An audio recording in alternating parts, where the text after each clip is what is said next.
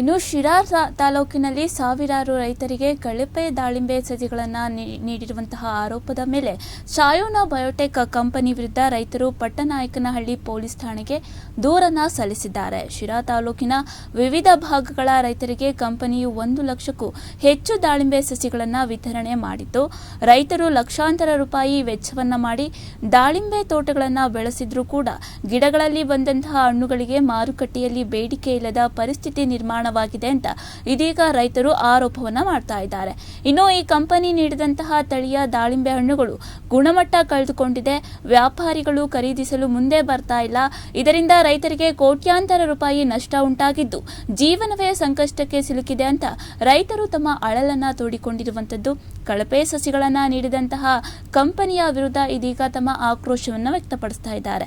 ಇನ್ನು ಕಳಪೆ ಸಸಿಗಳನ್ನ ನೀಡಿ ರೈತರಿಗೆ ಮೋಸ ಮಾಡಿರುವಂತಹ ಷಯೋನಾ ಬಯೋಟೆಕ್ ಕಂಪನಿ ವಿರುದ್ಧ ಕಠಿಣ ಕ್ರಮವನ್ನ ಕೈಗೊಳ್ಳಬೇಕು, ಜೊತೆಗೆ ಬೆಳೆ ನಷ್ಟಕ್ಕೆ ಪರಿಹಾರವನ್ನ ಕೂಡ ನೀಡಿಸಬೇಕು ಹಾಗೂ ಕಂಪನಿಯನ್ನ ಕಪ್ಪು ಪಟ್ಟಿಗೆ ಸೇರಿಸಬೇಕು ಅಂತ ರೈತರು ಸರ್ಕಾರ ಮತ್ತು ಅಧಿಕಾರಿಗಳನ್ನ ಆಗ್ರಹಿಸಿರುವಂತದ್ದು. ಇನ್ನು ಈ ಸಂದರ್ಭದಲ್ಲಿ ದಾಳಿಂಬೆ ಬೆಳೆಗಾರರಾದ ಸೀಗಲಹಳ್ಳಿ ವೀರೇಂದ್ರ, ಕಾಂತರಾಜು, ಗೋಪಿ ಹಾಗೆ ಕುಂಟೆ ನರಸಿಂಹಮೂರ್ತಿ, ಹೊಸಹಳ್ಳಿ ಹನುಮಂತರಾಜು ಹೀಗೆ ಹಲವಾರು ರೈತರು ಉಪಸ್ಥಿತರಿರುವಂಥದ್ದು. ತಮ್ಮ ಬೇಡಿಕೆಯನ್ನು ಈಡೇರಿಸುವಂತೆ ಇದೀಗ ಅಧಿಕಾರಿಗಳನ್ನು ಆಗ್ರಹಿಸಿರುವಂಥದ್ದು. ಶಿರಾ ತಾಲೂಕಿನಲ್ಲಿ ಸಾವಿರಾರು ರೈತರಿಗೆ ಕಳಪೆ ದಾಳಿಂಬೆ ಸಸಿಗಳನ್ನು ನೀಡಿದಂತಹ ಆರೋಪದ ಮೇಲೆ ಷಯೋನಾ ಬಯೋಟೆಕ್ ಎಂಬ ಕಂಪನಿಯ ವಿರುದ್ಧವಾಗಿ ಇದೀಗ ರೈತರು ಪೊಲೀಸ್ ಠಾಣೆಗೆ ದೂರನ್ನು ಸಲ್ಲಿಕೆ ಮಾಡಿದ್ದಾರೆ. ಈ ಬಗ್ಗೆ ರೈತರು ಮಾತನಾಡಿದ್ದಾರೆ, ನೋಡೋಣ. ನಾವು ಸುಮಾರು ಇಲ್ಲಿ ನಮ್ಮ ಭಾಗದಲ್ಲಿ ಸುಮಾರು ಒಂದು 40ರಿಂದ 50 ಜನ ರೈತರು ಎಲ್ಲ 1,000-1,500 ಗಿಡ ಷಯೋನಾ ಬಯೋಟೆಕ್ ಕಂಪ್ನಿಯಿಂದನೇ ಎಲ್ಲ ಗಿಡ ತರಿಸ್ಬಿಟ್ಟು ಈಗ ಬೆಳೆಗೆ ಬಿಡೋ ಟೈಮಲ್ಲಿ ಆ ಗಿಡ ಕಳಪೆ ಮಟ್ಟದ್ದು ಅಂತ ಗೊತ್ತಾಗ್ಬಿಟ್ಟು ಈಗ ನಮಗೆ ಬೆಳೆಗೂ ಬಿಡೋಕ್ಕಾಗದೆ ಗಿಡನೂ ಕಿತ್ತಕ್ಕಾಗ್ದೇ ಆ ಥರ ಲಾಸಲ್ಲಿದ್ದೀವಿ. ಈಗ ಹಂಗಾಗಿನ ಪಟ್ನಾಳಿ ಸ್ಟೇಷನಿಗೆ ಬಂದು ಈಗ ಕಂಪ್ಲೇಂಟ್ ಕೊಟ್ಟು ಆ ಕಂಪ್ನಿ ವಿರುದ್ಧನ ಕ್ರಮ ಕೈಗೊಳ್ಬೇಕಂತೇಳಿ ಈ ಮುಖಾಂತರ ಮನವಿ ಮಾಡ್ತಾ ಇದ್ದೀವಿ. ಗಿಡ ಅದು ನಾವು ಬೇರೆ ಇಲ್ಲ ಗೊತ್ತಿರಲಿಲ್ಲ. ಅವನು ಗಿಡ ಕೊಟ್ಟಾಗ ಅವನು ವೆರೈಟಿನೇ ಬೇರೆ ಹೇಳಿದ್ದ. ಗಿಡ ಬಂದಮೇಲೆ ನಾವು ಬಿಟ್ಟು 6 ತಿಂಗಳು ವರ್ಷ ಆದಮೇಲೆ ಗಿಡ ಕಳಪೆ ಅಂತ ಗೊತ್ತಾಗ್ತಾ ಇರೋದು. ಈಗ ನಮಗೆ ಹೂ ಬಿಟ್ಟ ಮೇಲೆ ಗೊತ್ತಾಗ್ತಾ ಇರೋದು ನಮಗೆ. ಇಲ್ಲ, ಅದು ಆ ಹಣ್ಣು ಯಾರು ತಗೊಳ್ಳೋದಿಲ್ಲ ಮಾರ್ಕೆಟಲ್ಲಿ, ಅದಕ್ಕೆ ಬೆಲೆನೇ ಇಲ್ಲ. ಇವತ್ತಿನ ಪ್ರಸ್ತುತ ಮಾರ್ಕೆಟಲ್ಲಿ ಆ ಹಣ್ಣಿಗೆ ಆ ತಳಿಗೆ ಬೆಲೆನೇ ಇಲ್ಲ. ಆ ಥರ ಬೆಲೆನೇ ಇಲ್ಲ, ಬೆಳೆದ್ರೂ ವೇಸ್ಟು. ಹಾಗಾಗಿ ನಾವು ಕಿತ್ತಾಕದೆ ಬೇರೆ ದಾರಿನೇ ಇಲ್ಲ, ಆ ಪರಿಸ್ಥಿತಿಗಾಗಿದೆ. ಈ ಒಂದು ಕಾರಣ, ಈ ಒಂದು ನಮ್ಮ ಪರಿಸ್ಥಿತಿಗೆ ಏನು ಕಾರಣ ಆಗಿದ್ದಾರೆ, ಇಂತಹ ಪರಿಸ್ಥಿತಿಗೆ ಕಾರಣ ಆಗಿರ್ತಕ್ಕಂಥ ಕಂಪನಿ ವಿರುದ್ಧ ನಮ್ಮ ಹೋರಾಟ ದಾಖಲಿಸಿ ಪರಿಹಾರ ಕೊಡಬೇಕು. ನಮ್ಮ ಗ್ರಾಮದಲ್ಲಿ ಬೇರೆ ಜಮೀನನ್ನು ನಾನು ಲೀಸ್ಗೆ ತಗೊಂಡು ಇವತ್ತು ದಾಳಿಂಬೆ ಸಸಿಯನ್ನು ನಾನು 4,200 ದಾಳಿಂಬೆ ಸಸಿಗಳನ್ನು ನಾನು ಷಯೋನಾ ಬಯೋಟೆಕ್ ಅಂತಕ್ಕಂಥ ಒಂದು ಕಂಪ್ನಿಗೆ ಸಂಪರ್ಕಿಸಿ ಅವ್ರ ಕಡೆ ತರಿಸಿದೆ.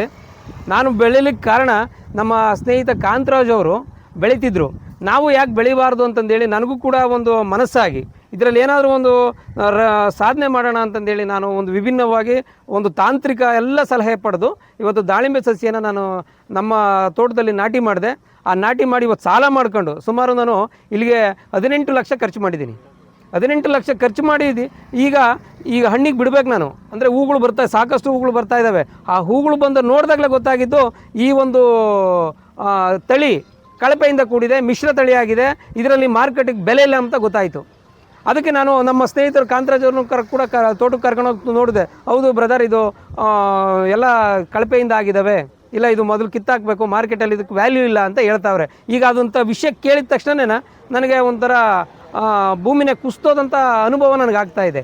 ಯಾಕೆಂದರೆ ನಾನು ಏನೋ ಒಂದು ಕನಸಿಟ್ಟು ಇದೊಂದು ನಾವು ಏನು ಬಂಗಾರದ ಬೆಳೆ ಅಂತ ನಾವು ಕರಿತೀವಿ, ಇದನ್ನು ಕೆಂಪು ಬಂಗಾರ, ದಾಳಿಂಬೆನ ತೋಟಗಾರಿಕೆ ಬೆಳೆಯ ಒಂದು ಕೆಂಪು ಬಂಗಾರ ಅಂತ ಕರಿತೀವಿ. ಅದರಲ್ಲಿ ಏನೋ ಒಂದು ನಾನು ಮಾಡಬೇಕು, ಸಾಧನೆಯನ್ನು ಮಾಡಬೇಕು ಅಂತ ನಾನು ಹೊರಟಾಗ ಎಲ್ಲನೂ ಸರಿ ಆಯಿತು. ವಾತಾವರಣ ಮತ್ತು ನಮ್ಮಲ್ಲಿರ್ತಕ್ಕಂಥ ಮಣ್ಣು ಎಲ್ಲನೂ ಕೂಡ, ನೀರು ಮಣ್ಣು ಎಲ್ಲ ಚೆನ್ನಾಗಿತ್ತು. ಆದರೆ ಈ ಒಂದು ಕಂಪ್ನಿ ಮಾಡಿರ್ತಕ್ಕಂಥ ಎಡವಟ್ಟಿನಿಂದ, ಕಂಪ್ನಿ ಮಾಡಿರ್ತಕ್ಕಂಥ ವಂಚನೆ ಮೋಸದಿಂದ ಇವತ್ತು ನಾನು ಬೀದಿಗೆ ಬರೋಂಥ ಪರಿಸ್ಥಿತಿಗಳು ನನ್ನೊಳಗಾಗಿ ಎಲ್ಲ ರೈತರದ್ದು ಆಗಿದೆ. ಸಾಲ ಮಾಡ್ಕೊಂಡು ಇವತ್ತು ನಾವು ಅಲ್ಲಿ ಹೂಡಿಕೆ ಮಾಡಿದ್ದೀವಿ. ಇದು ಸಾಮಾನ್ಯ ಖರ್ಚಲ್ಲ, ಇದು ಬೇರೆ ಬೆಳೆಗೆ ಬರ್ತಕ್ಕಂಥ ಒಂದು ವಿಶೇಷವಾಗಿ ನಾವು ಖರ್ಚು ಮಾಡಿದಾಗ, ಆರೈಕೆ ಮಾಡಿದಾಗ ಮಾತ್ರ ನಾವು ದಾಳಿಂಬೆ ಬೆಳೆಯೋಕ್ಕೆ ಸಾಧ್ಯ.